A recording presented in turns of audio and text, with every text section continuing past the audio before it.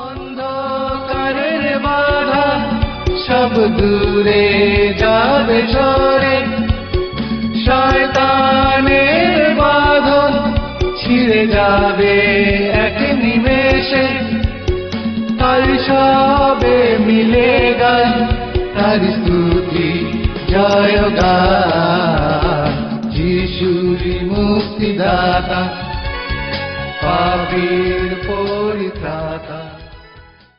প্রিয় শ্রোতা বন্ধু, প্রভু যীশু খ্রিস্টের নামে স্বাগত জানাই।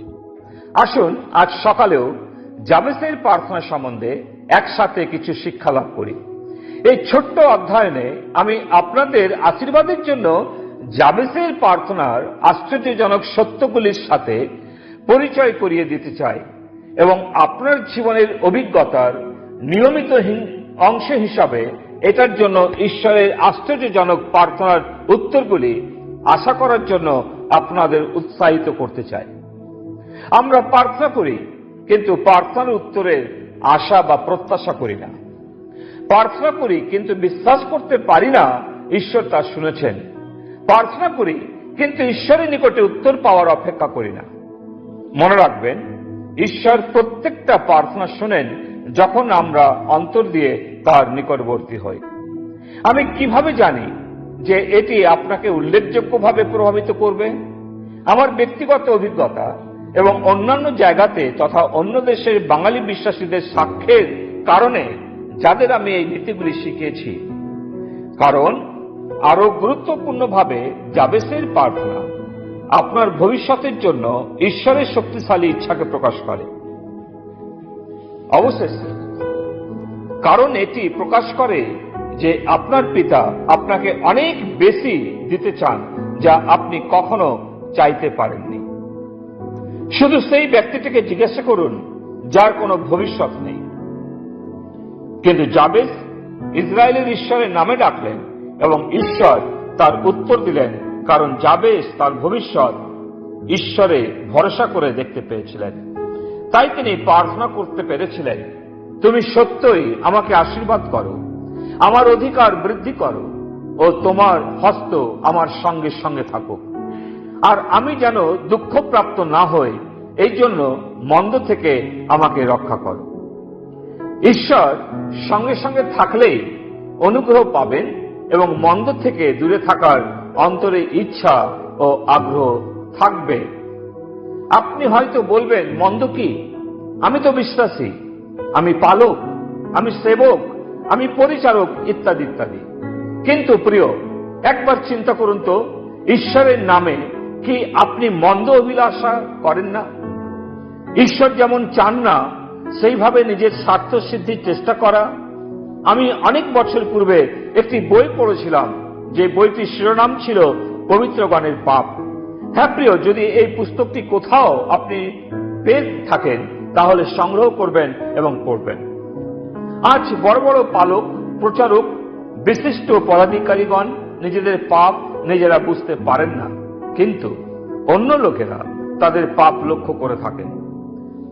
প্রিয়, জাবেস নিজেকে ঈশ্বরের কাছে সমর্পণ করলেন, বললেন, ঈশ্বর তুমি আমাকে মন্দ থেকে দূরে রাখো। তাই পৌল ফিলিপীয় বিশ্বাসীদের লিখছেন, অনেকে এমন চলছে যেন তারা খ্রিস্টের ক্রুশের শত্রু, নিজ লজ্জাতেই তাদের গৌরব। প্রার্থনাই হচ্ছে একমাত্র শক্তি মন্দ থেকে বেরিয়ে আসা। অনেকে মনে করেন চুরি করা, ব্যভিচার করা, মিথ্যা বলা হচ্ছে মন্দ বিষয় ও পাপ। হ্যাঁ, ঠিকই, পর্দার আড়ালে অনেকে চুরি করে যারা ঈশ্বরকে ভালোবাসেন, আবার সমানভাবে জগৎকেও ভালোবাসেন। সেই সমস্ত বিষয় হচ্ছে ব্যভিচারের সমান। আর মিথ্যা কথা তো বলবারই নয়, আজ মিথ্যা কথা বলে যিশুকেই বিক্রি করে ও ব্যবসা করে। আমার এইরকম অভিজ্ঞতা অনেকবার হয়েছে। আমার কাছে এক পালক বলে পরিচয় দিয়ে টাকা হাতিয়ে নিয়ে গেছে। হ্যাঁ, আজ এমনও পালক আছেন যারা নিজেদের চার্চের বিশ্বাসীদের দেখিয়ে ব্যবসা করছেন।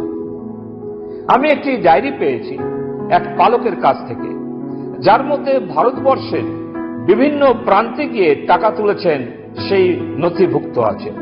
এবং অন্যের ভোটার কার্ড জেরক্স করে লোকেদের বিশ্বাসীদের বোকা বানিয়েছেন। প্রিয়, মন্দ কি তা ওই ডায়েরিটা দেখলে বুঝতে পারবেন। জাবেসের প্রার্থনা আমাকে শিখিয়েছে মন্দ থেকে দূরে থাকার রহস্য। প্রভু আমাকে ক্ষমা করুন এই সমস্ত কথা উল্লেখ করার জন্য। আমি শুধু বলতে চাইছি, মন্দটা কি বিশ্বাসীদের জন্য, যেটা আমাদের প্রার্থনাতে বাধা সৃষ্টি করে এবং প্রার্থনার উত্তর আটকে দেয়। আমরা জাবেসকে লক্ষ্য করি, বংশের দানব বা পরম বিস্ময়কর ব্যক্তি। সমস্ত বংশের মধ্যে, পরিবারের মধ্যে জাবেস এক ভিন্ন চরিত্রের ব্যক্তি। প্রিয়, জাবেস তার পরিবারের, গোষ্ঠীর ও বংশের আশীর্বাদের কারণ ছিলেন। আপনি কি পরিবারের আশীর্বাদের, বংশের আশীর্বাদের, সমাজের তথা প্রতিবেশীর আশীর্বাদের কারণ?